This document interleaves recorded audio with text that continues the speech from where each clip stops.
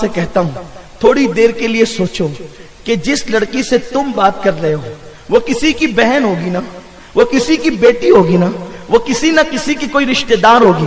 اگر تمہاری بہن سے کوئی اس طرح بات کرے تو تمہیں کیسا لگے گا؟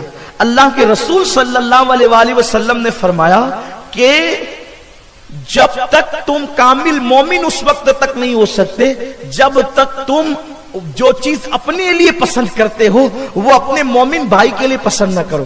تو آپ اپنی بہن کی آبرو کو لٹانا پسند کرتے ہیں؟ جب نہیں پسند کرتے تو آپ دوسرے کی آبرو لوٹنا کیوں پسند کرتے ہیں؟ اور پھر ایک لڑکی جس سے آپ بات کر رہے ہو, جس کو پارک میں لے جا رہے ہو, جس کو تحفے دے رہے ہو, جس کے ساتھ افیئر کر رہے ہو, کوئی گارنٹی ہے کہ اس کی شادی آپ کے ساتھ ہو جائے گی؟ پہل کوشش ہوتی ہے کہ شادی ہو جائے, لیکن جب شادی نہیں ہوتی ہے تو پھر اس کے بعد کیا پلان ہوتے ہیں؟ چلو بھاگ جائیں گے. اب آپ مجھے بتائیں, میں اس پہ تبصرہ ضرور کروں گا بغیر کسی خوف کے. اگر ایک نوجوان لڑکا ایک لڑکی کے ساتھ بھاگ جاتا ہے, جذبات جوان ہے, آج آپ بھاگنا چاہتے ہیں بھاگ جائیں گے, کون روکے گا آپ کو؟ ماں باپ مجبور ہے, بوڑھے ہیں بیچارے. سماج حال یہ ہے کہ لوگ کہتے ہیں کہ بھئی کسی کے معاملے میں مت پڑو, جو جیسا کر رہے اس کو ویسا کرنے دو. اہل علم کا حال یہ ہے کہ حق بولنے کی ہمت کم رہ گئی لوگوں کے اندر, اس لیے کہ ہر آدمی خطرہ مول نہیں لینا چاہتا. حق بولیں گے تو لوگ گالیاں دیں گے, حق بولیں گے تو لوگ پتہ نہیں کیا کریں گے.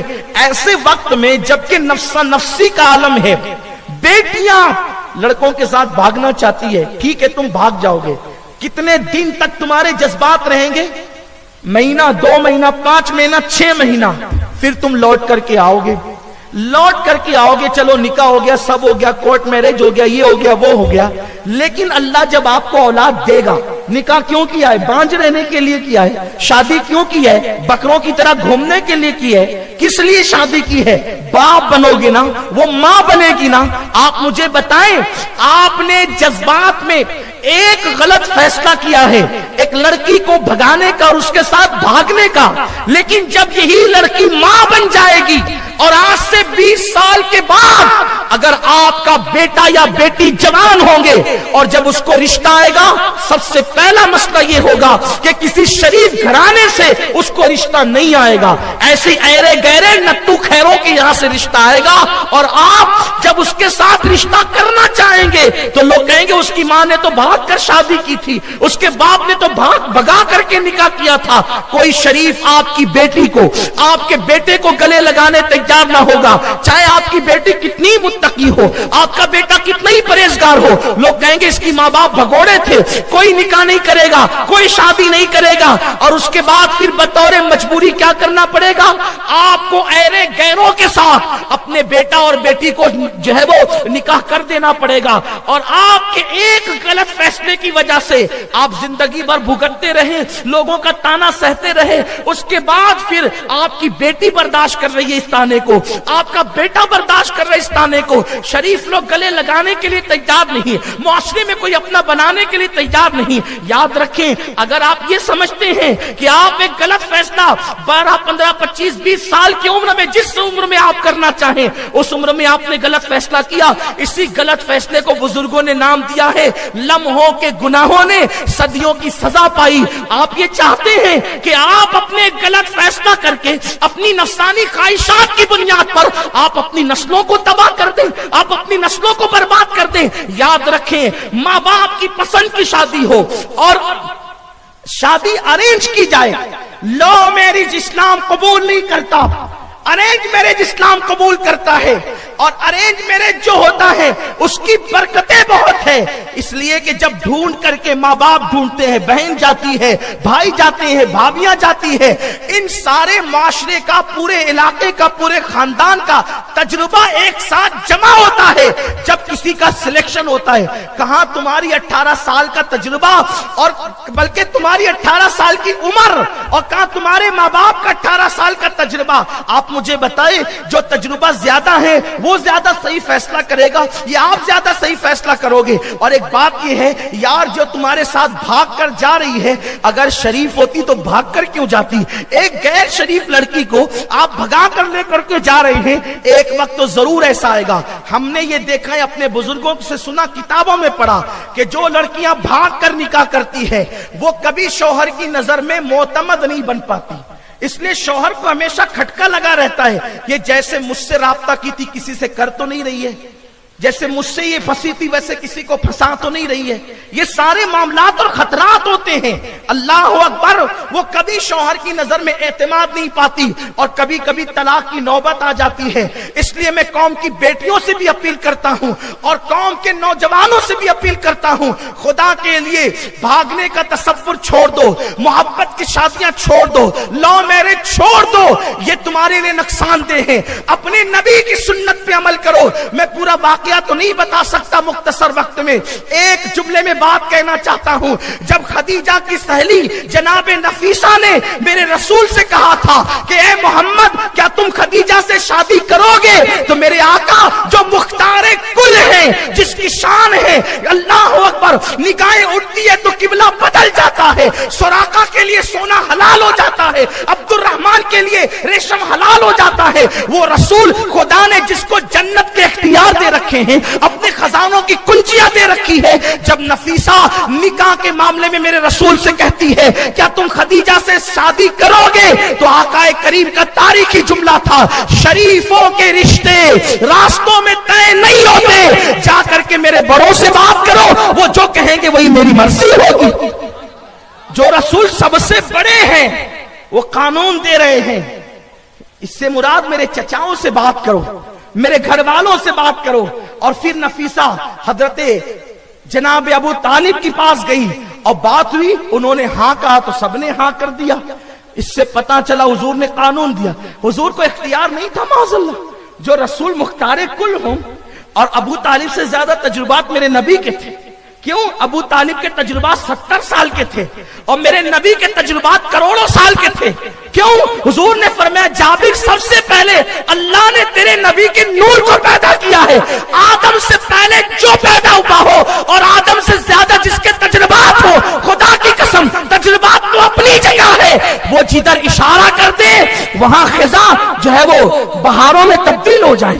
انہیں کیا ضرورت ہے، انہیں کیا غرض خزاں سے اور بہار سے، وہ نگاہ کر دیتے ہیں۔ تو فیض جلیل خلیل سے پوچھو، آگ میں باغ لگاتے یہ ہیں، جب وہ باغ میں آگ میں باغ لگا سکتے ہیں تو کیا وہ زندگی کی خزاں میں بہاریں نہیں عطا کر سکتے انہیں؟ لیکن وہ قانون دینا چاہتے تھے، فرمایا شریفوں کے رشتے راستوں میں طے نہیں ہوتے۔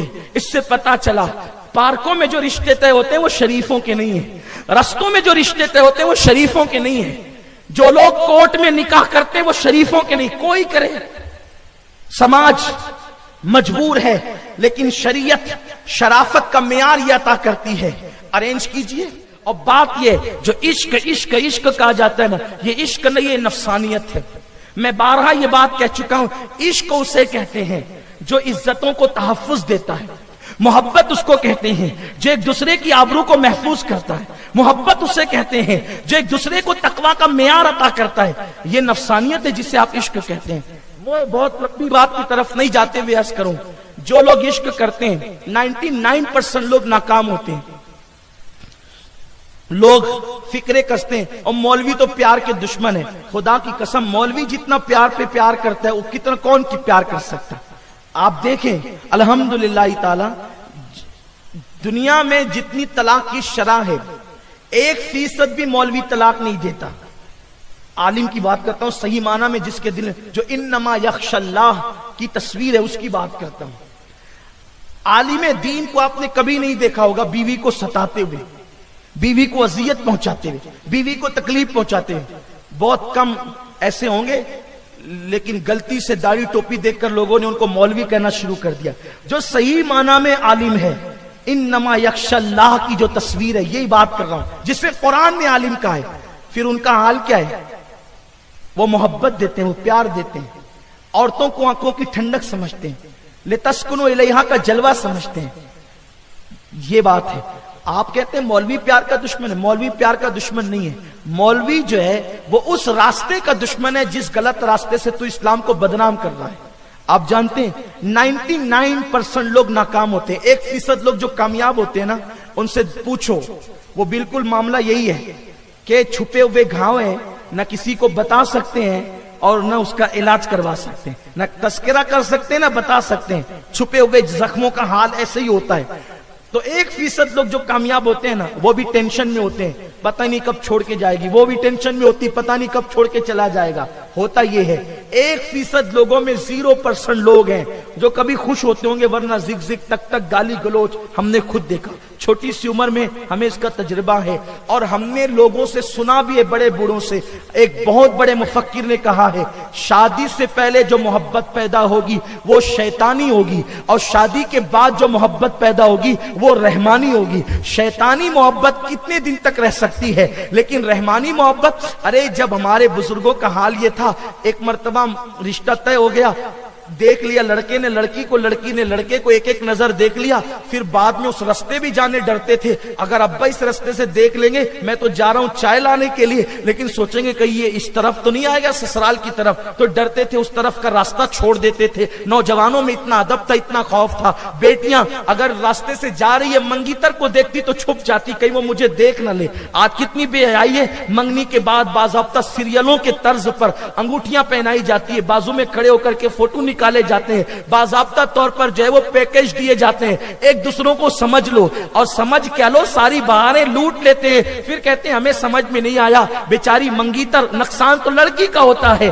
اللہ اکبر، میرے آقا صلی اللہ علیہ وسلم کے دیوانوں، جب جب اسلام سے بغاوت کرو گے تب تب خون کے آنسو رو گے، اس لیے احتیاط کا پہلو رکھو۔ اور پھر کیا ہوتا تھا، ہمارے بزرگوں کا حال یہ تھا، دادا نے کبھی دادی کو جوانی میں ایک نظر دیکھا، بزرگوں کی موجودگی میں، نکاح تک کے پھر کبھی نہیں دیکھا، اور جب نکاح ہوا تو من جانب اللہ محبت پیدا ہوئی، تو بڑھاپے میں بھی محبت قائم رہی۔ لیکن وہ جو شیطانی ہے نا، جو فون پر یہ اس پہ جو کر رہے ہو، یہ شیطانیت، یہ نفسیات ہے، یہ جلدی سے نشے کی طرح اتر جاتی ہے، اس لیے اس کی طرف نہ جاؤ۔ تو 99% لوگ ناکام ہوتے ہیں، اس ناکامی کا نتیجہ کیا ہوتا ہے؟ خودکشی۔ اس ناکامی کا نتیجہ کیا ہوتا ہے؟ پاگل پن۔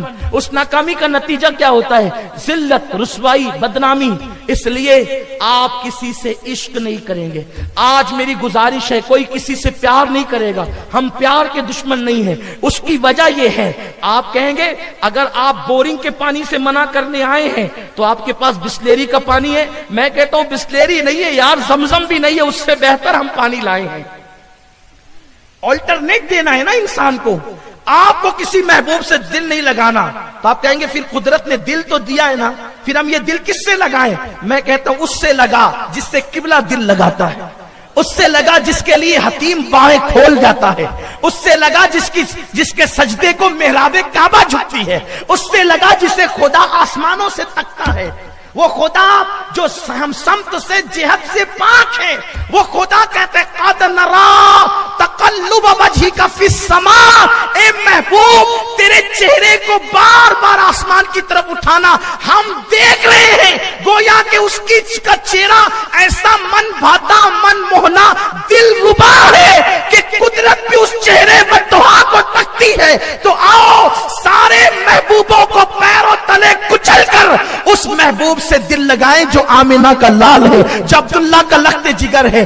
اگر محبوب مجازی کے لیے رو گے تو لوگ مذاق اڑائیں گے، محبوب خدا کے لیے آنسو بہاؤ گے تو محبوب بن جاؤ گے۔ نہ حبیب سے محب کا کہیں ایسا پیار دیکھا، وہ بنے خدا کا پیارا، تمہیں جس پہ پیار آئے۔ حضور کا کیا پیار ہے؟ تو حضور سے پیار کرو، حضور سے عشق کرو۔ 99% لوگ ناکام ہوتے ہیں۔ حضرات، اسی طرح کی اور بھی ویڈیو سننے کے لیے ہمارے چینل کو ضرور سبسکرائب کریں اور ہمیں کمنٹ کر کے بتائیں کہ آپ کو کس چیز کے بارے میں ویڈیو چاہیے، اور ہمارے چینل کو ضرور سبسکرائب کریں۔